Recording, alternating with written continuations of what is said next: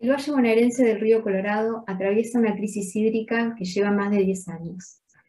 A lo largo de este tiempo, cada año la crisis se ha percibido de diferentes maneras, debido a varias razones. Principalmente porque la cuenca del río cuenta con el dique Casa de Piedra, que es una obra que nos permite almacenar reservas para poder distribuir mejor los caudales en cada temporada.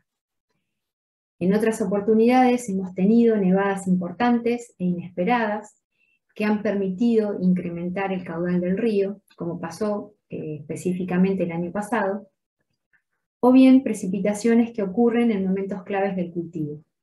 Estas situaciones hacen desviar la atención del problema de fondo que continúa, que seguimos teniendo, que es la escasez de agua.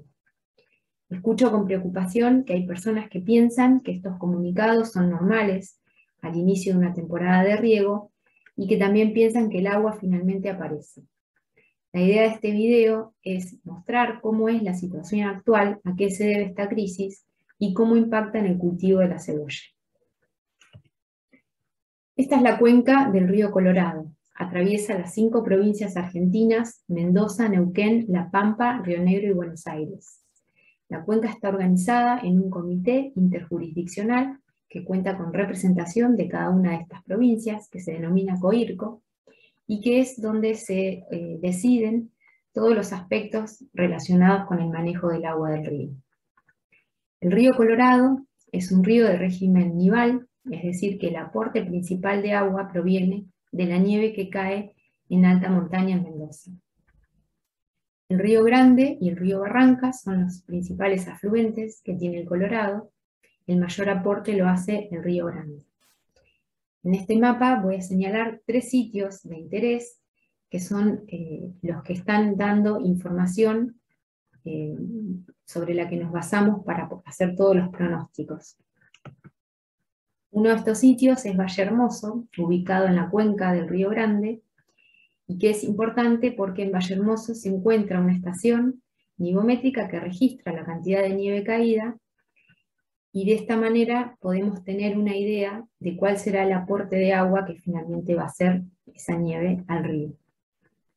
Otro sitio de interés es Butarranquil, que se encuentra en las confluencias del río Grande y Barrancas. Es una estación de aforo que mide el caudal del río y que también es otro dato interesante para realizar las estimaciones.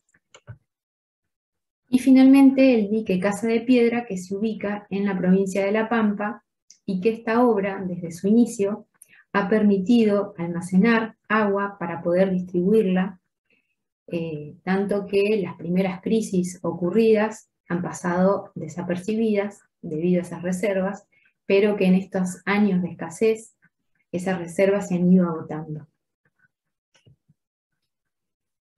Esto es una estación remota nivometeorológica automática de alta montaña, como la que se encuentra en Valle Hermoso.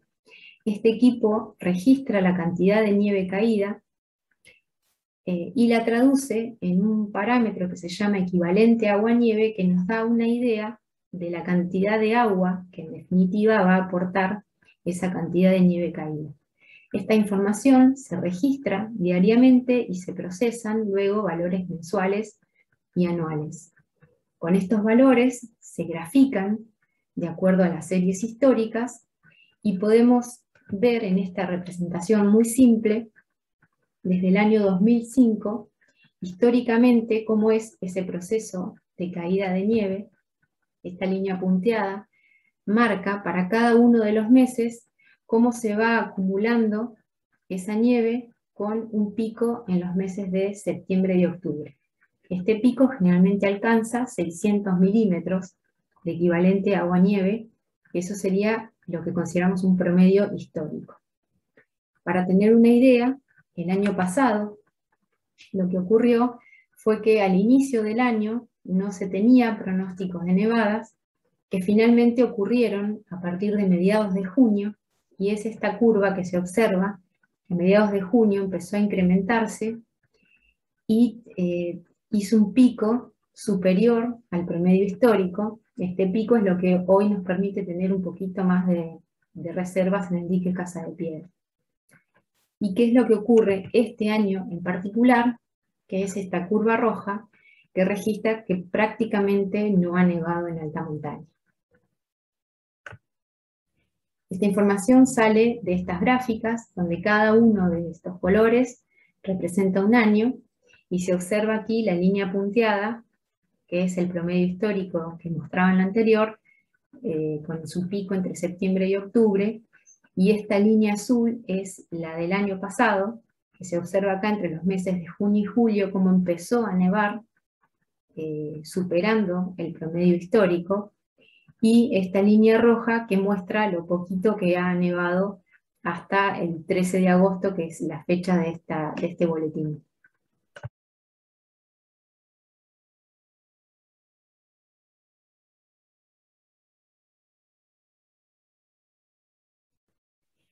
¿Cómo impacta esa poca cantidad de nieve de este año al volumen del río Colorado?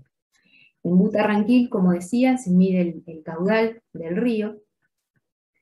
Hay una serie histórica desde el año 1940, y lo que se puede hacer es, en función de esos caudales, estimar los volúmenes que el río acumula a lo largo de un año. Si nosotros pensáramos en un recipiente gigante para contener todo ese agua que el río acumula en un año, en promedio se sabe que desde 1940 hasta antes de la crisis, el río llegaba a acumular 4.630 hectómetros cúbicos. Esto ocurría antes de la crisis. ¿Qué pasó a partir de la crisis? El río bajó por las pocas nevadas, bajó mucho el volumen que acumulaba en un año. A partir del 2010 hasta julio de este año, el volumen en un año que el río acumula en promedio era de 2.640 hectómetros cúbicos.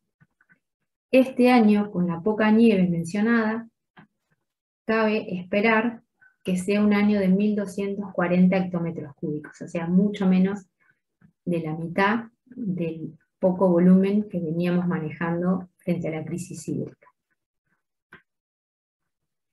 ¿Cómo se observa esto? Es una foto del dique Casa de Piedra. Si bien esta foto es de marzo del año pasado, ilustra muy bien la crisis, cómo ha afectado el dique. Se observan estas islas, incluso vegetación, donde todo esto debería ser un gran espejo de agua. Sobre esta estructura, estas líneas marcan los distintos niveles que ha alcanzado el dique en sus ascensos y descensos. Esta altura del agua es lo que se conoce como la cota. Es un valor importante de referencia porque esa altura, que está dada en relación al nivel del mar, esos metros sobre el nivel del mar, se pueden traducir en un volumen, en hectómetros cúbicos, que contiene la reserva del dique, y es lo que en definitiva se aportará en la temporada de riego. En síntesis, ¿qué ocurre en la situación actual? Bueno, como es de público conocimiento, el inicio de riego se ve postergado para prácticamente el 25 de septiembre, que es la llegada del agua a nuestra zona. Esto implica ya una menor duración del periodo, aunque todavía no se puede determinar la fecha de corte del riego, porque hay que esperar en definitiva el caudal que tenga el río en primavera, pero de acuerdo a lo que se estima en función de los valores actuales, con los registros nivométricos actuales, el agua alcanzaría para mediados de enero, donde se produciría el corte.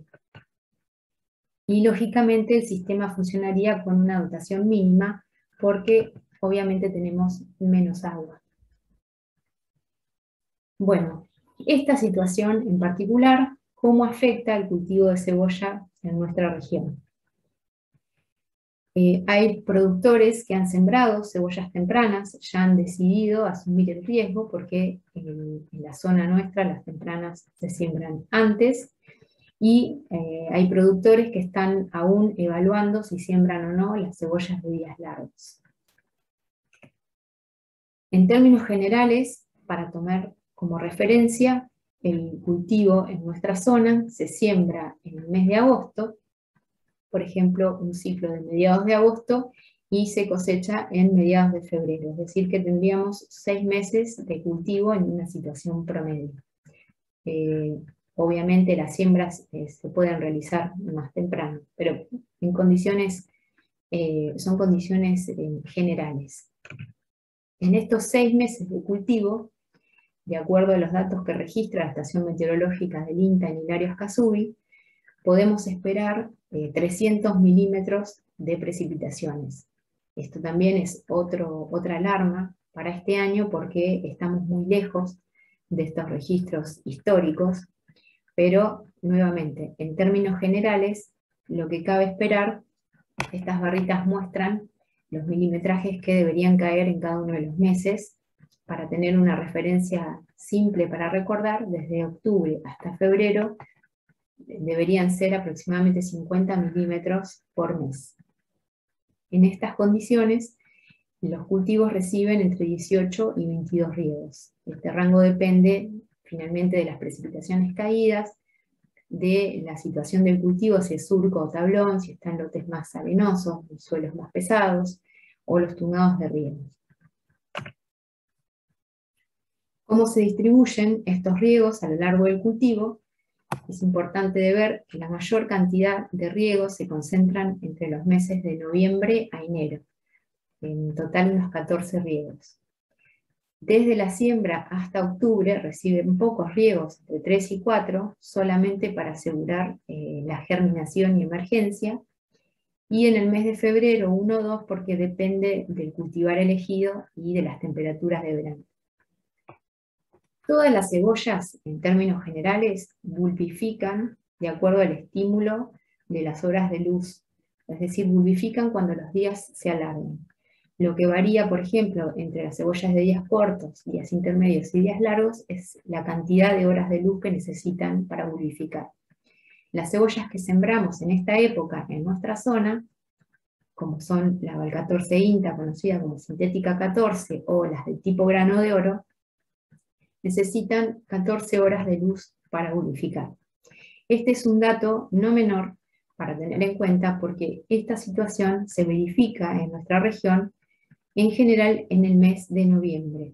Esto varía, depende de la intensidad lumínica, son días nublados, pero en términos generales ocurre en el mes de noviembre.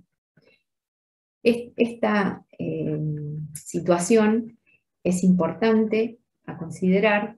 ¿Por qué? Porque el cultivo, cuando comienza a bulbificar, deja de producir hojas y empieza a desarrollar el bulbo, que es lo que conocemos como inicio de bulbificación, cuando el bulbo duplica el tamaño, el diámetro del cuello. Esta forma de verificar la bulbificación es importante a tener en cuenta porque significa que yo, desde que siembro el cultivo hasta que empieza a bulbificar, tengo que darle todas las condiciones al cultivo para estimular esa producción de hojas. Y tengo que lograr llegar a noviembre con un buen desarrollo y tamaño de planta. ¿Por qué? Porque ese tamaño de planta es el que, cuando la planta comienza a bulbificar, se detiene y todas las reservas acumuladas en las hojas se destinan ahora a la producción del bulbo. Todas las plantas, cuando reciben este estímulo de las 14 horas de luz, comienzan a bulbificar con el tamaño que tengan. Plantas grandes darán bulbos grandes comerciales, y plantas chicas en esta época que reciban el mismo estímulo empezarán a bulbificar y darán bulbos chicos, lógicamente. Si yo retraso el inicio de la siembra, lo que estoy haciendo, que es el primer problema que tenemos en esta campaña, es achicar este periodo de desarrollo vegetativo del cultivo. ¿Por qué digo achicar? Porque la planta sí o sí, cuando tome las 14 horas de luz, va a empezar a bulbificar, independientemente del tamaño. Entonces, esta sería como la primera desventaja en una campaña como esta. Estoy reduciendo el tiempo de desarrollo vegetativo. Y la otra condición es que retrasar la siembra, por ejemplo, un mes, no significa que vaya a retrasar la cosecha un mes. Porque hay un segundo factor que determina la bulbificación, después de las horas de luz, es decir, del fotoperíodo, que es la temperatura. Las altas temperaturas en verano aceleran todo el proceso, aceleran la bulificación. Y a su vez, si tenemos falta de agua, la planta ante cualquier tipo de estrés también tiende a entregarse más rápido, es decir, que culmina su ciclo en forma más rápida. Es decir, que todo esto redunda en menores rendimientos o calibres pequeños. ¿Qué pasa con los plantines y el trasplante? El trasplante está perfectamente indicado frente a esta situación porque ocurriría en nuestra zona a fines de septiembre, principios de octubre, coincidentemente con la llegada del agua. Pero el plantín ya debería estar en pleno desarrollo. O sea, estamos tarde para empezar a producir plantines. No me explayo sobre el manejo del cultivo, pero se da por supuesto de que llegado el momento de asumir finalmente el riesgo de sembrar, hay un montón de situaciones que se deben dar por hecho a la hora de asumir este riesgo, como son las condiciones del lote. Todas las situaciones tienen que ser las óptimas para el buen desarrollo, la superficie acorde a la crisis, la preparación anticipada del lote, el terreno nivelado, cerca de la fuente de agua, con buen drenaje. No tiene que ser un lote complicado de malezas. Todo esto se le tiene que dar al cultivo porque no es una época que permita, no haya márgenes para los inconvenientes. Y obviamente la calidad de la semilla, reconocida con alto poder germinativo, y el resto de los insumos y los equipos y las herramientas tienen que estar disponibles para poder realizar todas las tareas en tiempo y forma. Habría un montón de situaciones y prácticas para seguir conversando. La idea es invitarlos a que se acerquen a las instituciones que trabajamos en el sector para mantenerse informados, para sacarse todas las dudas, que busquen asesoramiento a la hora de tomar decisiones, porque hay un montón de factores a tener en cuenta para elegir la decisión más adecuada de acuerdo a la situación particular. Muchas gracias por la atención.